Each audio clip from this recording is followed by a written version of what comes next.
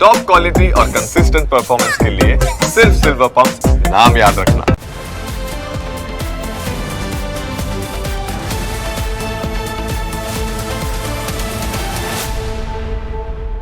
સૌથી પહેલા વાત કરીએ ગેસની અછત વિશે।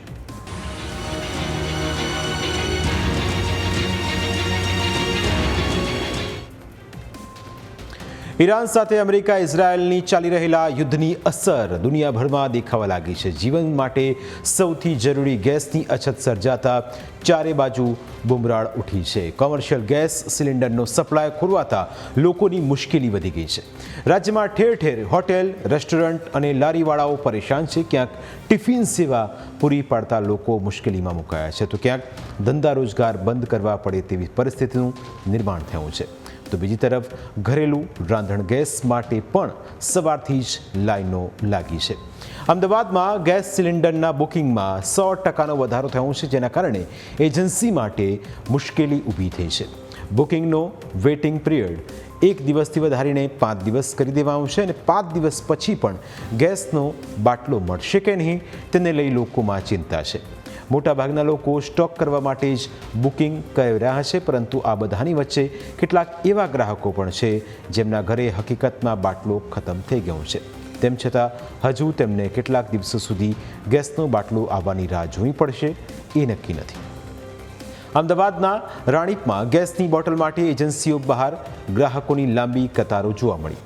કોમર્શિયલ બાદ હવે ઘરેલું ગેસની બોટલ માટે પણ લોકોએ હાલાકી વેઠવાનો વારો આવ્યો છે।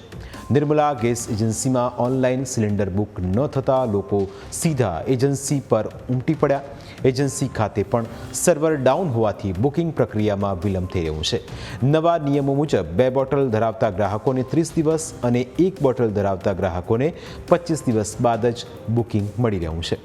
બાટલો લેવા આવેલા આ ગ્રાહકોનું કહેવું છે કે તેમના ઘરે હવે 1-2 દિવસ ચાલે તેટલું જ ગેસ છે। જો તેમને બાટલો નહીં મળે તો ખાવા પીવાનું બંધ થઈ જશે। પ્રોબ્લેમ એ છે કે તમે ઓનલાઈન તો એ લોકોએ બંધ જ કરી દીધું છે। ઓફિસમાં બી પ્રોપર જવાબ નથી મળી શકતો કે ભાઈ તમે હા કે આ ભાઈ ઓનલાઈન ચાલુ છે કે બંધ છે, જવાબ તો અપાય ને। અમે કેટલા કોલ કર્યા પૂછીને હજુ સુધી મોબાઈલ હજુ ઉપાડ્યો જ નથી। આજે અમને હાથમાં બી છે। પ્રોબ્લેમ એ છે કે તમે સાચો જવાબ આપો। હવે મારા ઘરે બાટલો પતવાની તૈયારી છે। વધારે વધારે મારે ત્યાં 5 કે 6 દિવસ બોટલ ચાલશે, પછી હું ક્યાં જઈશ? પ્રોબ્લેમ તો એ છે જવાનું ક્યાં, અને ફોન તો ઉપાડતા નથી, જવાબ તો મળવાનો જ નથી અમને। કશું બોલતા નથી। મારી જોડે ઓવન છે, ઓવનમાં રોટલા નથી બનતા। હું શાક બનાવી શકું, ખીચડી બનાવી શકું, બીજું બધું બનાવી શકું, પણ રોટલા તો ખાવા જોઈએ ને। તમે અત્યારે મારા ઘરે આવીને તપાસ કરો મારી શું દશા છે। મારા છોકરાના છોકરા છે। અમદાવાદની જેમ જૂનાગઢમાં ગેસની અછત હોવાની અફવાએ જોર પકડતા ગેસ એજન્સીઓ પર બુકિંગમાં 20થી 40%નો તોતિંગ ઉછાળો થયો છે।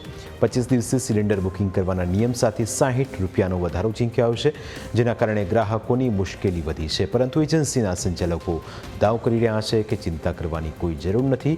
સંચાલકો કહી રહ્યા છે કે નિયમ પ્રમાણે બુકિંગ કરો, બિનજરૂરી બુકિંગ કરવાની જરૂર નથી। દરેક ગ્રાહકોને સિલિન્ડર મળી જાય છે અને કંપની તરફથી પણ પૂરતો પુરવઠો મળી રહે છે। ફેરફારમાં એટલો છે કે જ્યારે છેલ્લો બાટલો ગ્રાહકને મળ્યો એ પછી 25 દિવસ પછી બીજો સિલિન્ડરનું બુકિંગ થાય ને 2 દિવસમાં સિલિન્ડર મળી જાય છે। એટલે લોકોએ ખોટો ગભરાવાની જરૂર નથી અને ખોટું બુકિંગ કરાવવાની જરૂર નથી। લોકોને અપીલ છે કે જ્યારે તમારો બાટલો દેવા આવે ડિલિવરી મેન, ત્યારે તમે એને DSC કોડ ફરજિયાત આપો 6 આંકડાનો, જેથી કરીને તમને તમારો બાટલો મળ્યો છે એ સાબિતી થાય। ગેસ કંપનીઓ દ્વારા ઓનલાઈન ગેસ સિલિન્ડર બુક કરવાની સમય મર્યાદામાં ફેરફાર કરવામાં આવ્યો છે, જેના કારણે સામાન્ય જનતા અટવાઈ પડી છે। લોકો વારંવાર પ્રયાસ કરવા છતાં સિલિન્ડર બુક કરી શકાતા નથી। સૌથી મોટી સમસ્યા તો એ છે કે અંગે કોઈ પૂર્વ સૂચના આપવામાં આવી નથી। સુરતના વરાછા વિસ્તારમાં રહેતા ભાવિકાબેન કાલાવડિયાએ પોતાની વ્યથા ઠાલવતા કહ્યું કે તેમના પરિવારમાં 8 થી 10 સભ્યો છે। મોટા પરિવારમાં એક સિલિન્ડર માંડ 20 થી 25 દિવસ ચાલે છે। ઘરમાં હવે માત્ર 3 દિવસ ચાલે તેટલો જ સ્ટોક છે। જો બુકિંગ નહીં થાય તો અમે બાળકોને જમાડીશું કઈ રીતે? તે પણ એક સૌથી મોટો પ્રશ્ન છે। સરકારને અમે એટલું નિવેદન કરીએ છીએ કે આ કંઈક સોર્ટ આઉટ કરો। અત્યારે જો 20 દિવસ બાટલો ચાલે છે, હમણાં મારા ઘરમાં તો 3 દિવસ પછી બાટલો પૂરો થઈ જશે, તો હું આ બચ્ચાનું કે બધાનું ભરણ પોષણ કેવી રીતના કરીશ? ચાલો પહેલા તો સમજુ કે ચૂલા હતા, કેરોસીન હતા, તો પ્રાઇમસ બી પેટાવીને કઈ બી કરી લેતા. હવે આ બધી પેઢી આવી ગઈ છે સીધે ગેસ ઉપર, તો હવે શું કરવાનું? હવે અમે કરશું શું? તો હવે સરકારને એટલું જ નિવેદન છે, બસ આમાંથી અમને કંઈક મુક્તિ આપો અને કંઈક કરો અમારું, નહીતર અમે આ બધા બચ્ચાઓને જમાડશું, ખવડાવશું, કેવી રીતના બધું કરશું? અમારું ગુજનાર હાવ ઠપ થઈ જશે. પરિસ્થિતિ હવે તો એવી ઊભી થઈ છે કે જે ગેસ છે તે પણ વિચારીને વાપરવો પડી રહ્યું છે. ગેસ વાપરવામાં પણ કરકસર કરવી પડી રહી છે, કારણ કે જો બાટલો પૂરો થઈ જાય તો તેમની પાસે બીજો કોઈ વિકલ્પ રહેતો નથી. કચ્છમાં પણ કમર્શિયલ ગેસની અછત સર્જાઈ છે. રાજકોટ ડેપોથી કચ્છ આવતા કમર્શિયલ સિલિન્ડરનો જથ્થો બંધ કરી દેવાયો છે. અછતના કારણે રેસ્ટોરન્ટ સંચાલકોને જરૂરિયાત સામે માત્ર 50% જ પુરવઠો મળતા હોટલ ઉદ્યોગમાં મોટી મુશ્કેલી ઊભી થઈ છે. જો આ અછત લાંબો સમય ચાલશે તો રેસ્ટોરન્ટના રસોડા બંધ થતા કર્મચારીઓની રોજગારી પર સીધી અસર પડશે. કે ડેપો બંધ થઈ ગયા છે રાજકોટથી અહીંયા માલ આવવા માટેના, તો અમને જે પૂરો માલ જોઈએ છે એની જગ્યાએ અમને અત્યારે હાફ માલ મળી રહ્યો છે. પણ જો આગળ જતાં જ આવી પરિસ્થિતિ રહેશે તો કદાચ રેસ્ટોરન્ટ લાઇનને આપણે થોડી ઘણી ઇફેક્ટ થઈ શકે છે, બંધ થઈ શકે છે, કાં અમને હાફ લિમિટથી અમારા રેસ્ટોરન્ટ ચલાવી શકીએ છીએ એવું થઈ શકે છે.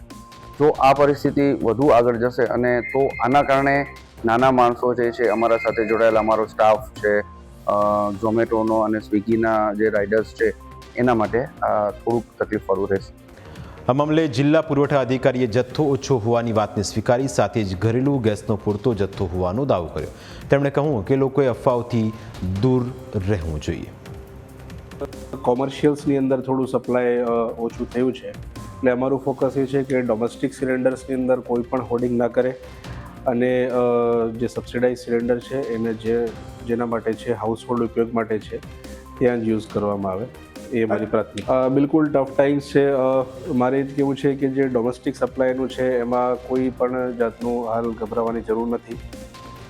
એનું હોર્ડિંગ કરવાની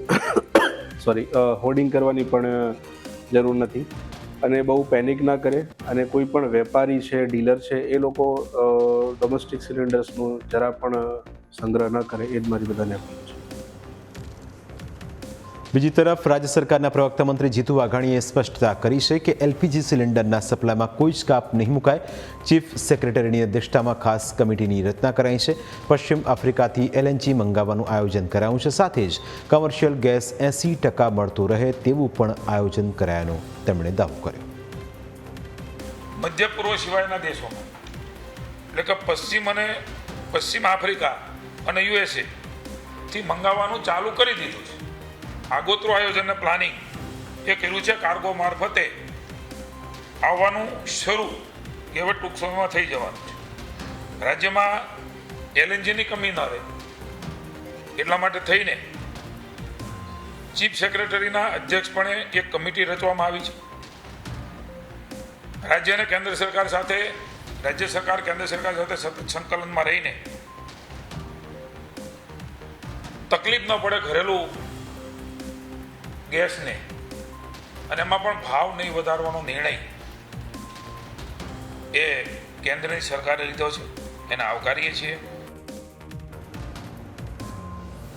સૌથી મોટી વાત તો એ છે કે લોકોએ ગેસની અછતનો ક્યારેય સામનો નથી કર્યો અને એટલે જ તેના વિના લોકો જિંદગીની કલ્પના પણ નથી કરી શકતા. તેવામાં ઘણા લોકો ઇલેક્ટ્રોનિક ઉપકરણોનો પણ વધુ સર્ચ કરવા લાગ્યા છે.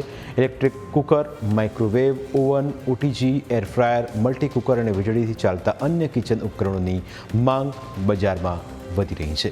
પ્રાઇમ 9માં સમય થયો છે બ્રેકનું. બ્રેક બાદ અન્ય મુદ્દા વિશે વાત.